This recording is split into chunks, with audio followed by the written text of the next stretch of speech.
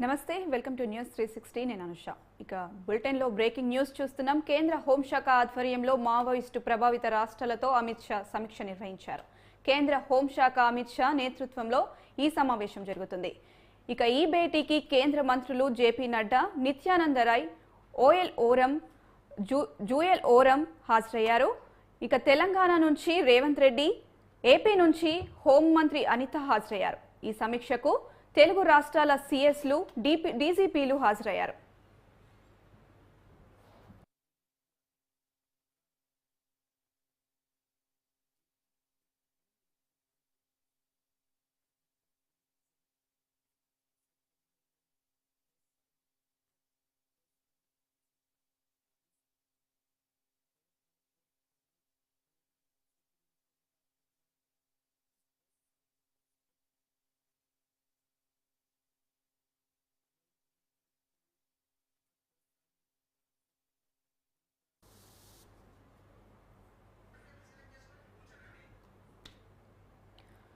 Breaking news చూస్తున్నాం కేంద్ర హోంశాఖ ఆధ్వర్యంలో మావోయిస్టు ప్రభావిత రాష్ట్రాలతో అమిత్ షా సమీక్ష నిర్వహించారు కేంద్ర హోం మంత్రి అమిత్ షా నేతృత్వంలో ఈ సమావేశం జరుగుతుంది ఇక ఈ భేటీకి కేంద్ర మంత్రులు జేపీ నడ్డా నిత్యానంద రాయ్ జూయల్ ఓరం హాజరైనట్టు తెలుస్తుంది అలాగే తెలంగాణ నుంచి సమీక్షకు సీఎం రేవంత్ రెడ్డి ఏపీ నుంచి హోంమంత్రి అనిత హాజరయ్యారు ఇక ఈ సమీక్షకు తెలుగు రాష్ట్రాల సీఎస్లు డీజీపీలు హాజరయ్యారు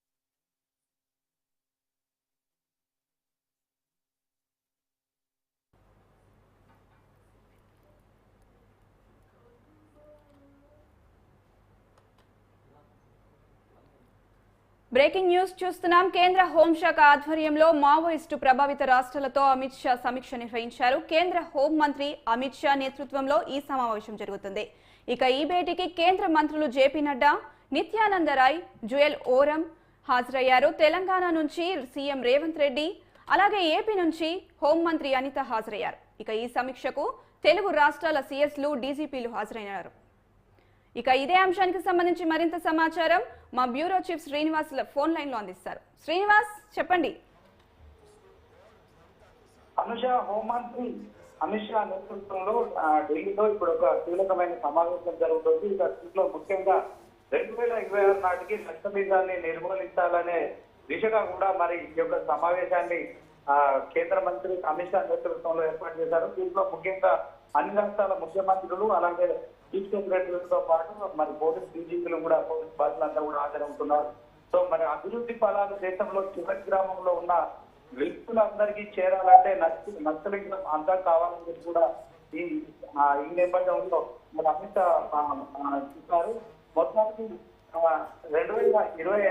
2026 మార్చి వరకు కూడా మరి ఈ దేశం దశాబ్దాల నాటి సమస్య నుంచి బయటపడుతుందని కూడా ఆయన ఆ ప్రసంగంలో పేర్కొన్నారు మొత్తానికి ఎల్డబ్ల్యూ యొక్క 85% కేడర్ బలవంతా కూడా ఇప్పుడు ఛత్తీస్గఢ్ మాత్రమే పరిమితమైంది సో ఆ దిశగా కూడా నక్సలిజాన్ని అర్థం చేసే దిశగా కూడా మరి ఇప్పుడు జరుగుతున్న ఆ మీటింగ్ లో అయితే చర్చ జరుగుతుంది ముఖ్యంగా మరి 2026 నాటికి నక్సలిజాన్ని పూర్తిగా నిర్మూలించబోతున్నాము సో దీంట్లో దేశవ్యాప్తంగా మరి అన్ని గ్రామాలు వస్తున్నంత అటవీ గ్రామాలు కూడా పూర్తిగా నక్సల్ ప్రభావిత ప్రాంతాల్లో కూడా చట్టాలను అమలు చేయడం కోసం మరి ఈ కార్యక్రమాన్ని చేపడుతున్నట్టు చెప్పారు అనేక ఓకే థ్యాంక్ యూ శ్రీనివాస్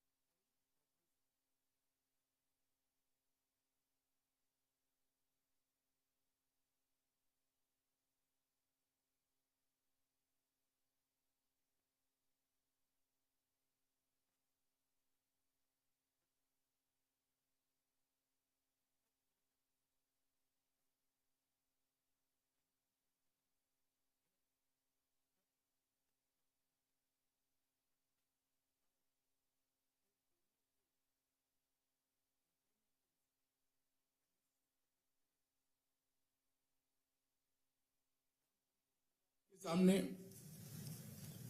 लड़ने के लिए हमने 2 रूल ऑफ लॉ बहुत समय पहले देश ने तय किए थे।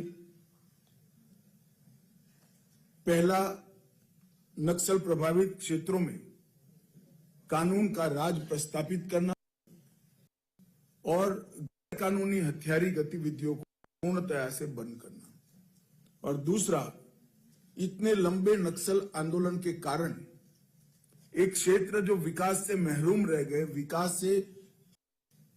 विकास वहां पर पहुंचा नहीं है, उनकी जो क्षति हुई है वो क्षति को बहुत तेजी से बढ़ते हुए, चाहे टेलीफोन कनेक्टिविटी पहुंचानी हो, चाहे रोड की कनेक्टिविटी पहुंचानी हो, चाहे सस्ता की दुकान, स्वास्थ्य सुविधाएं पहुंचानी हो, चाहे शिक्षा के क्षेत्र को पहुंचाना है, पीने का पानी पहुंचाना है, ये सारे क्षेत्रों में बहुत तेजी के साथ ये कमी को पूरा करना। और यही कारण है कि पिछले कुछ वर्षों में हमने काफी सफलता प्राप्त करी। 2022 में पहली बार वामपंथी उग्रवाद की मृत्यु की संख्या 100 से कम रही। 30 साल के बाद पहली बार ये आंकड़ा 100 के नीचे टच किया है। वो हमारे लिए बहुत एक प्रकार से आशा की किरण दिखाता है। 14 से 24 में बहुत कम घटनाएं दर्ज, ग्राफ लगातार नीचे गया है। टॉप 14 नक्सली लीडर्स को न्यूट्रलाइज किया गया है और सरकार की कल्याणकारी योजनाओं का भी ग्राफ जबरदस्त आगे बढ़ा है। एक प्रकार से इसका विहंगावलोकन करें तो वामपंथी उग्रवाद अपने अंतिम चरण में है, ऐसा हम कह सकते हैं। और मैं विश्वास के साथ आप सभी को बताना चाहता हूं कि 2026 मार्च तक आप सभी के सहयोग से ये देश दशकों पुरानी मुक्ति पा लेगा। आज बूढ़ापहाड़, चकरबंदा, भीमबांध, ऐसे बरमसिया, ऐसे कई क्षेत्र आज वामपंथी उग्रवाद से मुक्त हो गए। वहां पर सैचुरेशन का काम चालू हो गया है और LWO का 85% कैडर स्ट्रेंथ छत्तीसगढ़ में सिमट कर रह गया है। अब हमें एक अंतिम प्रहार करने की जरूरत है, फाइनल। 2019 से हमने बहुकोणीय रणनीति को अमल में लाया। केंद्रीय सुरक्षा बलों की तैनाती, इसके लिए हमने वैक्यूम्स ढूंढे और एक ही साल में 194 से ज्यादा कैंप हमने प्रस्तापित किए हैं। और मैं मानता हूं कि हमें बहुत बड़ी सफलता मिली।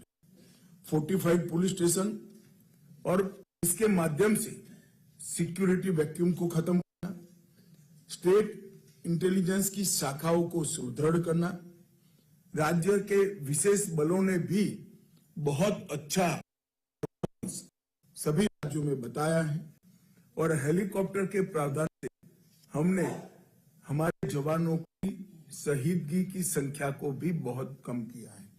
आज पहले जो 19 से पहले 2 हेलीकॉप्टर थे, आज 12 हेलीकॉप्टर 6 BSF के और 6 एयरफोर्स के जवानों को बचाने के लिए तैनात है, इनको मदद भेजने के लिए भी तैयार है। मैं जब छत्तीसगढ़ नई सरकार बनने के बाद 21 जनवरी को गया था, तब काफी डिटेल प्लानिंग छत्तीसगढ़ सरकार और भारत सरकार के मिलकर किया था और 24-25 अगस्त को भी मैं गया। उस छत्तीसगढ़ और सरकार के 6 जिलों के मुख्य सचिव और DGP के साथ मीटिंग की थी और 2 दिन तक विकास और नक्सली ऑपरेशन दोनों की दृष्टि से एक डिटेल रणनीति का हमने चॉकआउट करने का काम किया था। आज मैं फिर से एक बार छत्तीसगढ़ के मुख्यमंत्री, गृह मंत्री, उनके DGP, उनकी पूरी टीम को हृदय से बधाई देना चाहता हूं, क्योंकि जनवरी से अब तक लगभग 194 नक्सली छत्तीसगढ़ में सुरक्षा बलों के साथ मुठभेड़ में मारे गए हैं, 801 गिरफ्तार हुए हैं, 742 ने आत्मसमर्पण किया है। नक्सलवाद के साथ जुड़े हुए युवाओं को आज के इस सम्मेलन के माध्यम से अपील करना चाहता हूं, चाहे नॉर्थ ईस्ट हो, चाहे कश्मीर हो, चाहे वामपंथी उग्रवादी क्षेत्र हो, सब जगह लगभग कुल मिलाकर 13,000 से ज्यादा लोगों ने हथियार छोड़े हैं और मेन स्ट्रीम में शामिल हुए हैं। यहां पर जो आज भी नक्सली युवा हथियार लेकर ये नक्सलवाद की में लिप्त है, मेरा उनसे आग्रह से विनंती है कि हथियार छोड़िए, मेन स्ट्रीम में आइए। सभी राज्यों ने आपके पसंद की योजनाएं, बहुत ल्यूक्रेटिव योजनाएं बनाई हैं, इसका फायदा लीजिए और देश के विकास में आपका योगदान दीजिए। नक्सलवाद से कभी किसी का भला नहीं होने वाला है, वो सत्य अब प्रस्थापित हो चुका है। मित्रों, आज मैं जब इस बैठक को डिटेल सुन रहा था, तब राज्यों के बीच में आपसी तालमेल और सीमावर्ती जिलों के अंदर ज्वाइंट टास्क फोर्स की रचना तो हमने की है, मगर इसकी हायरार्की, उसके ऑपरेशंस को बढ़ाने की जरूर है। कैपेसिटी बिल्डिंग राज्यों ने, तेलंगाना और आंध्र प्रदेश ने बहुत अच्छा किया, महाराष्ट्र ने भी किया, परंतु सभी राज्यों ने अपनी गुड प्रैक्टिसेस का एक्सचेंज कर एक कैपेसिटी बिल्डिंग का संयुक्त अभियान चलाना पड़ेगा, तभी जाकर हम कर पाएंगे। मित्रों, पिछले वर्ष हुई बैठक में दिए गए सुझावों पर हम कई बदलाव और कई नए प्रावधान किए हैं और मैं आप सभी को बताना चाहता हूं, आप सभी ने बहुत सारी योजनाओं के लिए बताया है। सुरक्षा संबंधी व्यय योजना एसआरई जो है 2004 से 14 में 1180 करोड़ रुपया खर्च किया जाता था और 14 से 24 में हमने 3006 करोड़ रुपया खर्च किया है, करीब करीब 3 गुना बढ़ाया है। ऐसा मेन स्कीम है जो नक्सल प्रभावित क्षेत्र में विकास के कामों को देता है। एलडब्ल्यू के प्रबंधन के लिए केंद्रीय एजेंसियों को सहायता की योजना और राज्य पुलिस को सहायता की योजना जो हम नई लेकर आए हैं, 2004 से 14 में नई थी, उसमें और 1055 करोड़ दिया है, जिसमें हेलीकॉप्टरों और सीआरपीएफ के मजबूत बुनियादी ढांचे और राज्य पुलिस के मजबूत बुनियादी ढांचों को 2017 से शुरू किया था। इसको हमने 19 के बाद बढ़ावा इंट्रोड्यूस किया है। विशेष केंद्रीय सहायता SCA ये नई योजना हुई है और इसके तहत 3590 करोड़ रुपया ये 10 साल के अंदर लगभग 19 के बाद हमने खर्चने का काम किया है और कुल मिलाकर अब तक 14,367 करोड़ रुपया है, 12,000 करोड़ रुपए का खर्च हुआ है। ये भी एक पूर्ण रूप से नई योजना शुरू हुई। फोर्टिफाइड पुलिस स्टेशन पहले 66 बनाए गए 10 साल में, अब 10 साल में 544 बनाए गए हैं। सड़क नेटवर्क पहले 2,900 किलोमीटर बनाया गया, इस 10 साल के अंदर सड़क नेटवर्क 11,500 किलोमीटर बनाया गया है। मोबाइल कनेक्टिविटी के लिए विगत 10 साल में 4 से 14 तक कोई प्रयास नहीं हुए थे। 14 से 24 में 15,300 टावर लगा दिए गए हैं और उसमें से 5139 टावर को 4G का भी बनाने का काम समाप्त हुआ है। एकलव्य मॉडल स्कूल 2014 के पहले 38 स्वीकृत हुए थे, एक भी नहीं बना था, अब 216 स्वीकृत हुए और उसमें से 165 एकलव्य मॉडल स्कूल अस्तित्व में आ गए हैं। एयर एफर्ट्स, इसके लिए नील खर्चा था, अब लगभग 1,000 करोड़ रुपया एयर एफर्ट्स का हम खरीद रहे हैं और ट्रॉमा सेंटर जगदलपुर में बनाया है 131 करोड़ के खर्च से। ये बताता है कि हमने कितनी शिद्दत के साथ इसको आगे बढ़ाने का काम किया है और इसके लिए हमारे लिए एक आनंद का विषय है कि आंकड़े भी हमारे इस सारे एफर्ट रिस्पॉन्ड करते हैं। हिंसा की घटना जो पहले 16,463 हुई थी, अब 7,700 तक सीमित हुई है और अगले साल से तो कम होगी, मगर मैं 10 साल का आंकड़ा कह रहा हूं। 53% की कमी है और नागरिक और सुरक्षा बलों की मृत्यु में 70% की कमी हुई है। हिंसा को रिपोर्ट करने वाले जिले जो 96 है, इसकी जगह 42 हुए हैं, 57% कमी हुई है। मुख्यमंत्री तेलंगाना ने सच ही कहा है, ये जिलों की संख्या इसलिए थोड़ी ज्यादा दिखती है कि 42 में से 21 जिले नए बने हैं। अगर पुराने जिलों का हिसाब करें तो अब सिर्फ 16 जिले बचे हैं। तो 96 जिले में से 16 जिले ही वामपंथी। हिंसा की सूचना देने वाले पुलिस स्टेशन भी 465 से 171 हैं। इसमें 50 पुलिस स्टेशन नए बने हैं। तो एक प्रकार से अब 120 पुलिस स्टेशन ही बचे हैं जहां हिंसक घटनाएं हुई है। मैं मानता हूं कि ये सभी राज्यों और केंद्र सरकार के साझा संयुक्त प्रयास का परिणाम है और हम इसको और दृढ़ता के साथ और स्फूर्ति के साथ और एक ही दिशा में आने वाले समय में हम आगे ले जाएंगे, इसका मुझे पूरा विश्वास है।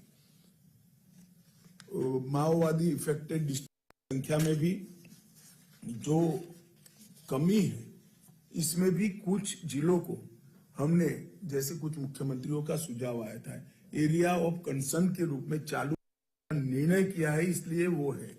अदरवाइज वहां पर आज शांति हो गई है। छत्तीसगढ़ की सफलता हम सब के लिए उत्साह की प्रेरणा लेकर आई है। छत्तीसगढ़ में केवल